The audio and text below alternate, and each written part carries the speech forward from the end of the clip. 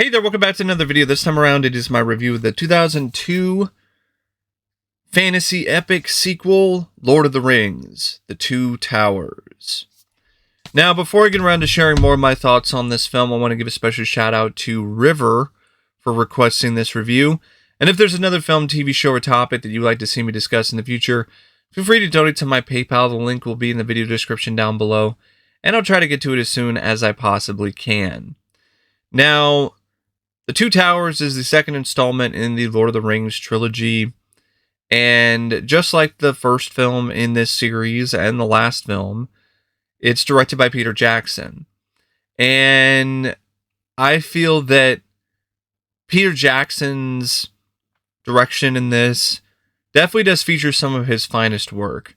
The Battle of Helm's Deep, for instance, is absolutely spectacular. It's an unbelievable undertaking for any filmmaker, and Peter Jackson makes the entire thing look almost effortless with the way that he was able to work with thousands of extras, work with an actual set on location with live effects, and just coordinate everything, collaborate with his other members of the crew in an effective fashion, and despite the grueling shoot, not let things just completely spiral out of control. A lesser filmmaker would not be able to handle the weight of filming such an impressive sequence like the Battle of Helm's Deep. A lesser filmmaker would be like, I can't handle this, let's just do it in post. And or let's scale it back. But that's not what happened. Peter Jackson was like, no, I'm going to do it as epic as humanly possible, and I'm not scaling anything back. If it takes us months to shoot this scene, so be it. And the rest is history. And he not only did a great job shooting that sequence, he did a great job shooting various other sequences. Once again, handling the fine balance of visual and practical effects in a way that seems seamless. The stuff with Gollum was revolutionary. And even though there's a couple of shots that you might see in today's lens that might look a little off, for the time, it was something that people hadn't seen before. It was almost on the level of a revolutionary combination of mocap and CGI that you can compare to other revolutionary moments in film history dealing with visual effects, like what happened with Roger Rabbit when they combined live actors and animation.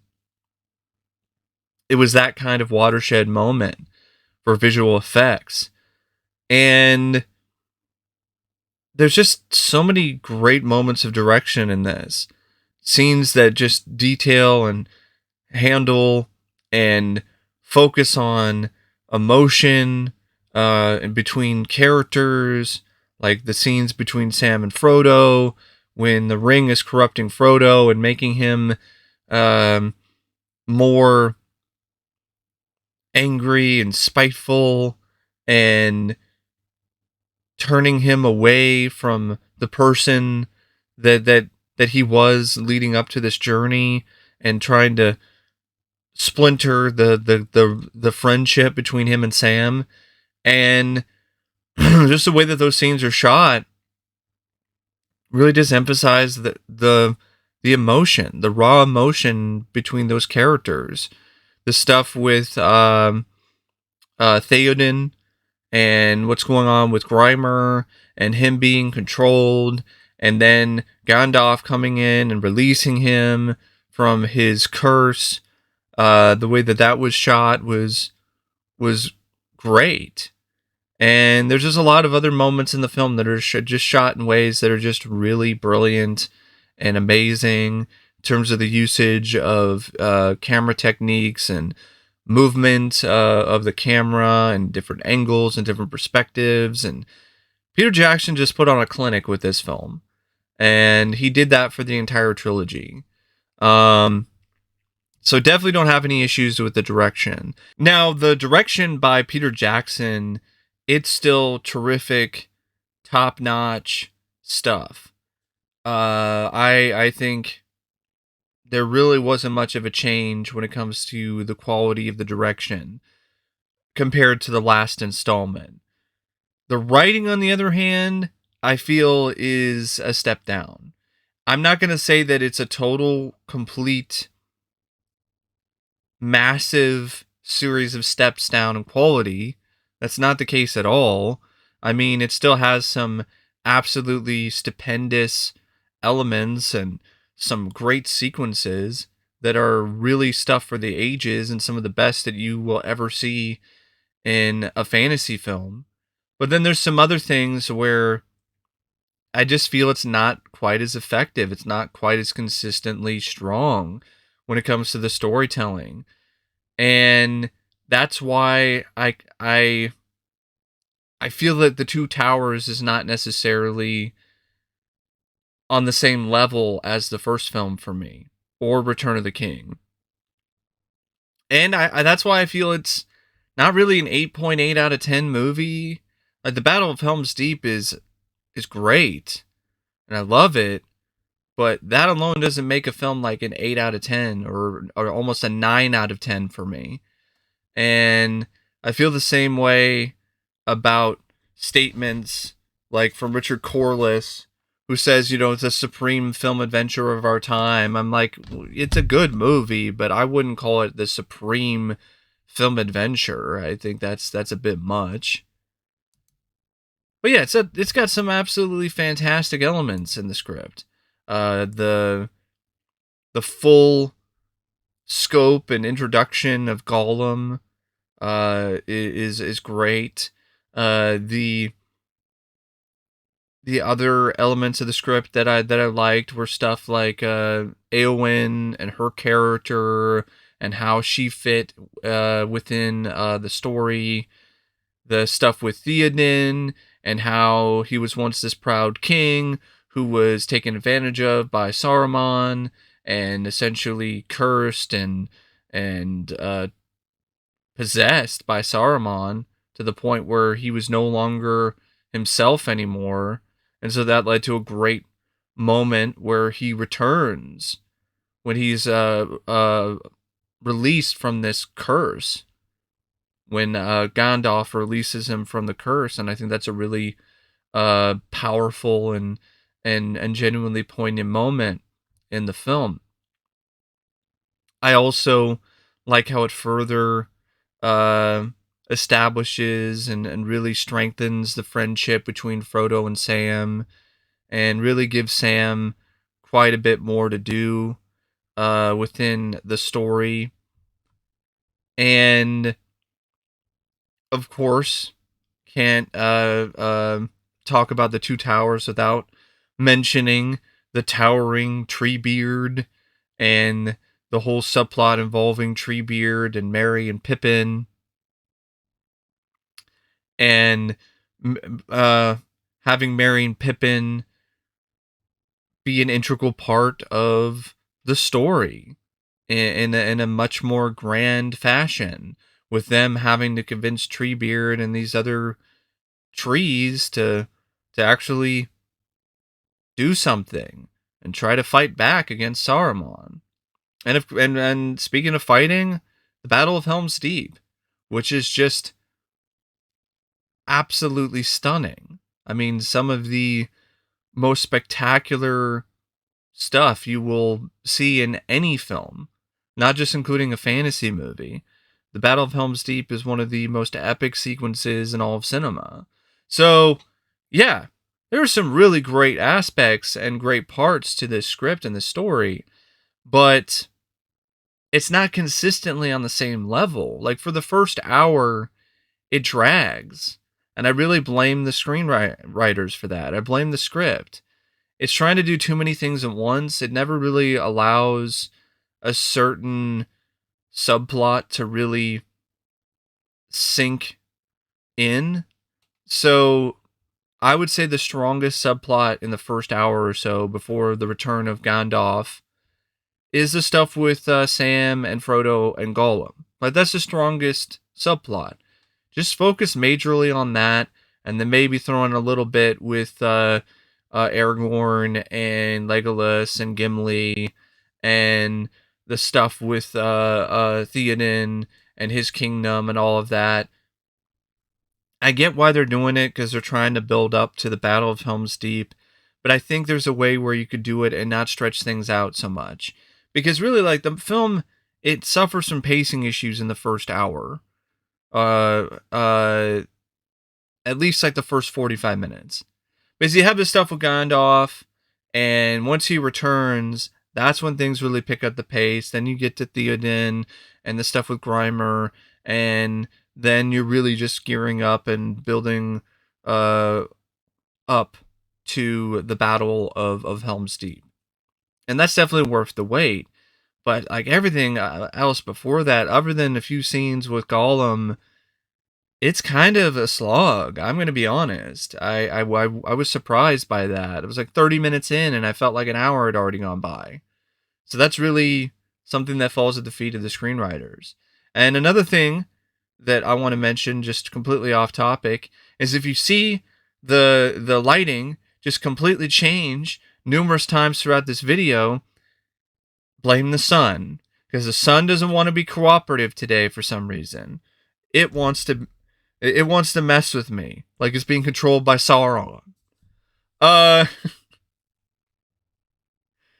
So yeah, it's one of those scripts that it has some unbelievable, just crazy highs, but there are some lows, and I think there's a few more lows than people actually want to admit. But that's just me personally, and I'm not going to say that it's a bad film. I think it's a good movie. I think it's great at times, but I don't think it's on the same level as its predecessor or the film that concluded the trilogy. But it does have some great moments. Another one I want to mention is when the trees fight back against Saruman, and they flood the land. They flood Saruman's land, and it really does have some epic sequences in it. But it just does. It feels like a bit of a slog at times, because it's just trying to establish a little too much, trying to fill in the blanks in a way that is just focusing more on character development than necessarily any sort of action. And even when you get to like some of the action sequences after the first hour, even those are really not necessarily that great to me. Like the stuff with the dogs, the orcs on the dogs, in theory, it's something that could be exciting and fun, but in execution, it's awkward. And really, it's due to the fact that this is where Peter Jackson and other people were starting to insert more CGI. Because it was a newer technology, and they already they experimented with it and had some moments of CGI in Fellowship of the Ring, and it was well received. They got I don't know if they got more money to work with. No, it was around the same budget of like 90 some million. But they had a little more experience with CGI, so they decided to just throw in some more.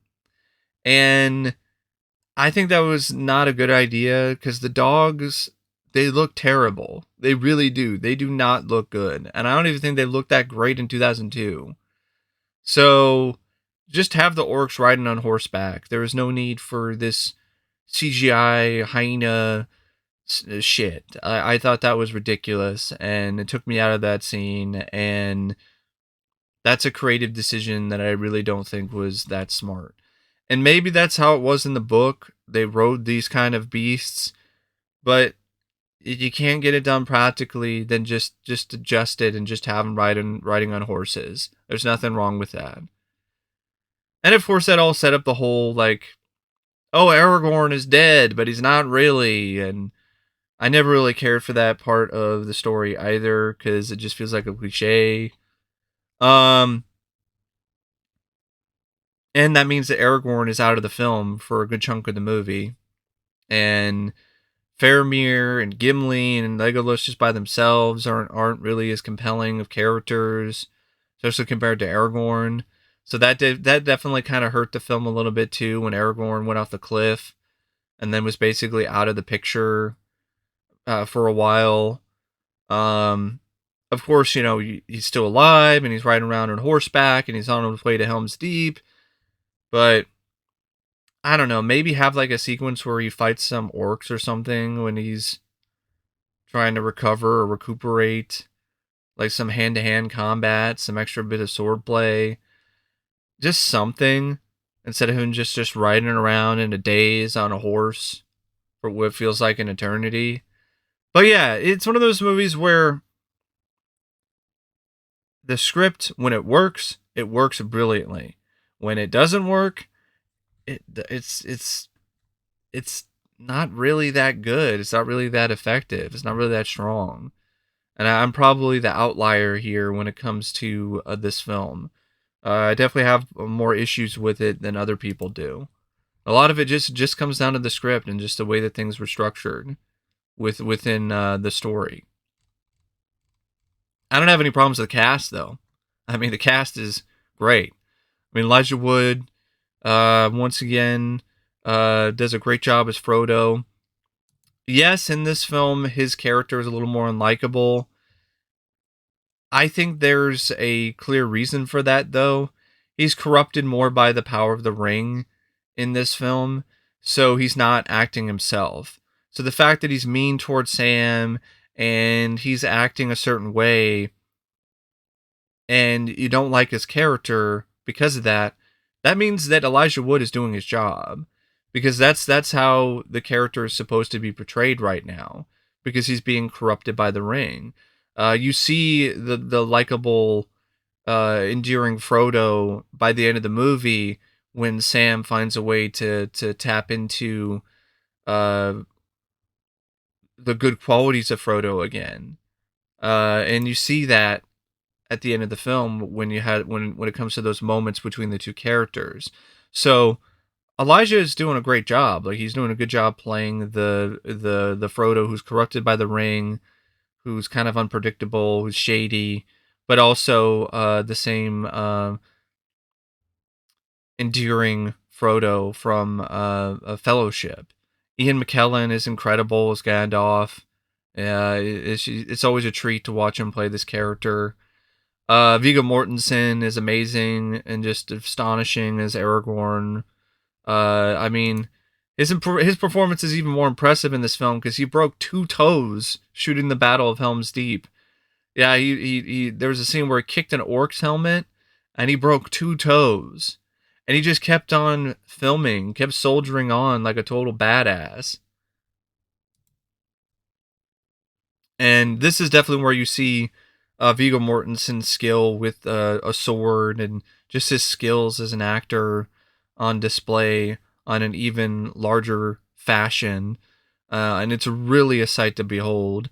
Sean Astin, I thought he was really good as Samwise.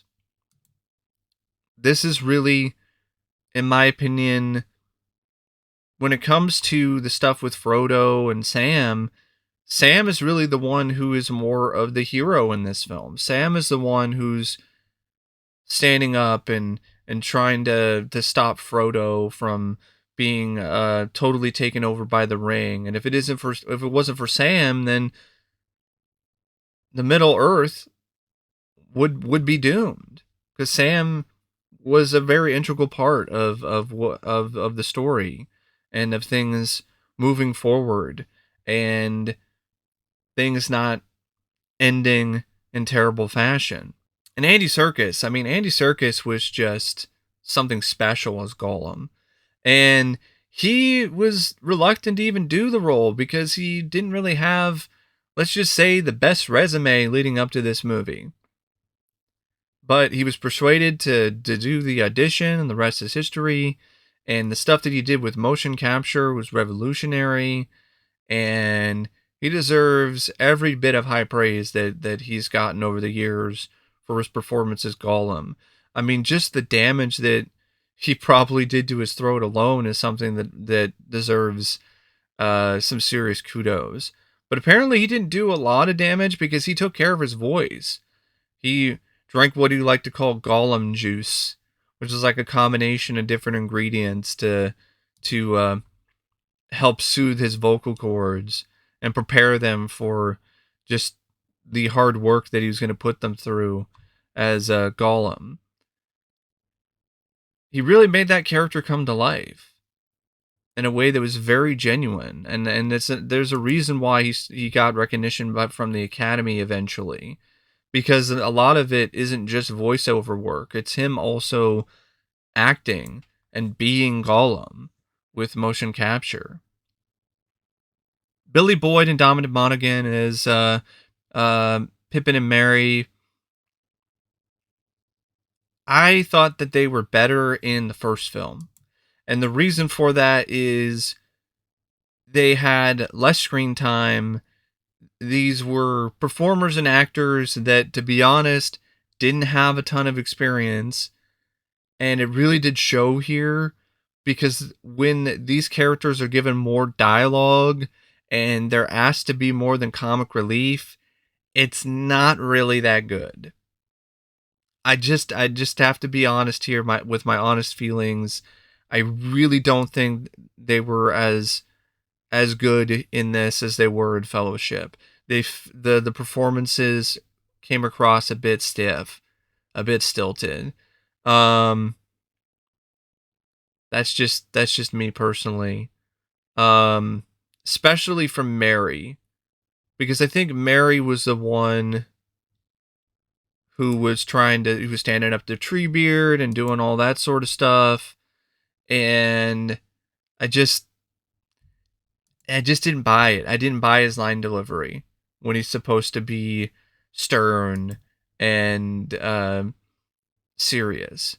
Uh, John Rhys-Davies, he did not only one role in this, he came back as Gimli, but he also voiced Treebeard, the leader of the Ents, and I thought he did a great job with both roles. Although Gimli was essentially now the new comic relief, and there were some moments where it worked, but then there were some other moments where I thought it was kind of lame, and I didn't laugh. And that's not really John Rhys-Davies' fault. That comes down to the script and the kind of jokes he was given. Orlando Bloom is a total badass as Legolas in this. I mean, the scene where he surfs the shields and just I mean, it's not shields. He just surfs a shield and just takes out a ton of orcs with his arrow, with his bow. That is the stuff of film legends. Like, I remember when that scene first debuted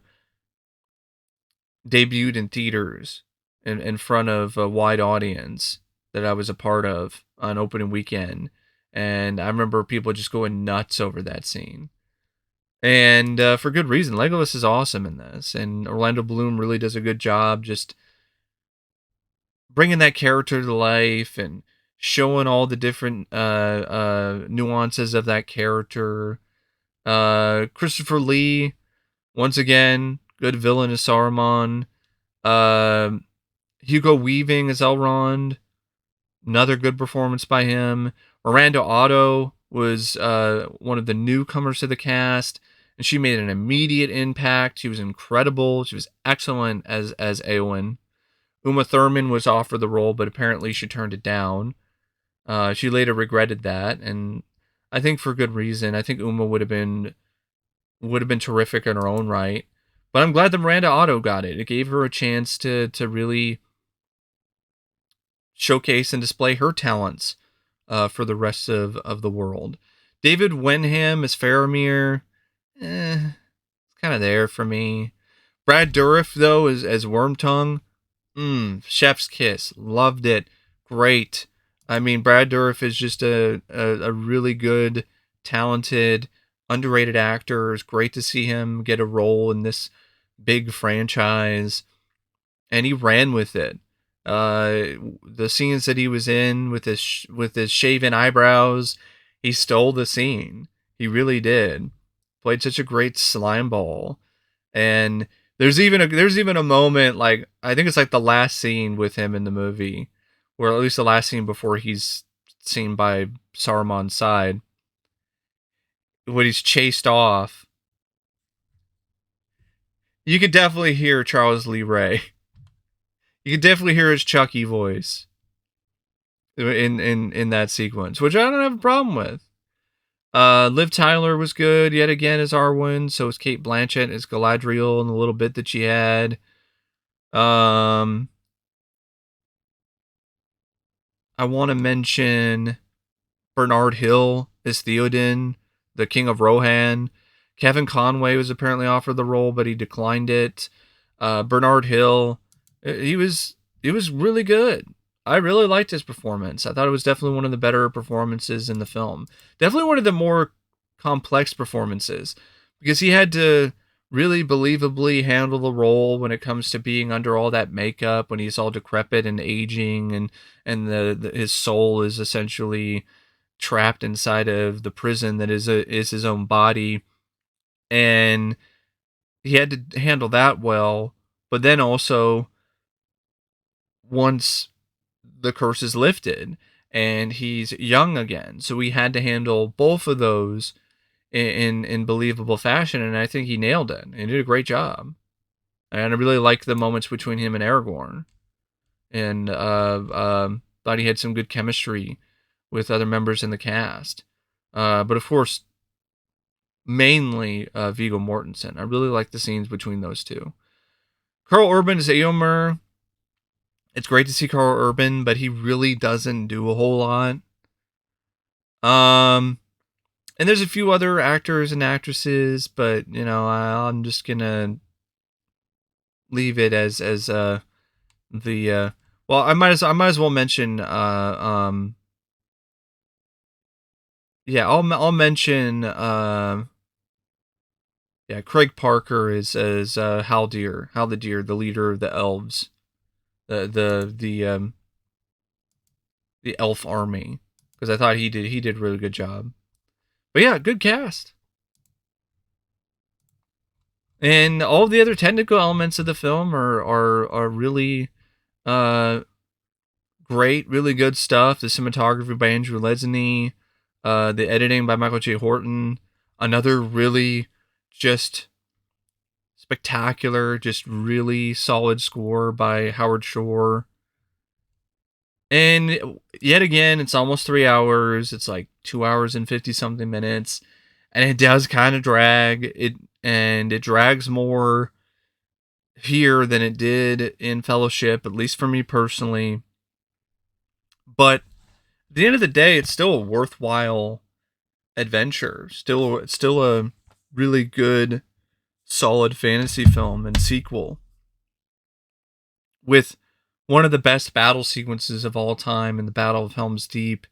And honestly, some of the most impressive practical effects and stunt work from this time period. And I noticed something while I was rewatching this, that some of the sequences were not CGI, and they weren't necessarily shot on set either on a massive scale. Some of these scenes were miniatures, which was really refreshing to see. It was really awesome to see miniatures again, because you can tell that some of the stuff with Saruman's tower and the Ents, when they're attacking and they're flooding the place, you can tell that when the flood scenes are happening, some of that is done with miniatures. I thought that was really cool, and that was really awesome to see Peter Jackson still be willing to use miniatures in 2001, or I think the late 90s, or whenever he was shooting and working on this film, because even around that time, it was becoming a very increasingly rare thing to see. So it was nice to see that, and I thought it worked really well within the scenes. But yeah, I don't really know what else to say about The Two Towers, except it's definitely one of those films that is a good taste of what's to come kind of thing. It's a good middle portion of a wider, larger story. It's not as great as the stories that preceded it, or even the story that follows it, but it's still an effective, solid, and relatively enjoyable bit of fantasy and adventure. But anyway, that's my thoughts on Lord of the Rings, The Two Towers. And until next time, as always, I'll see you later. See ya.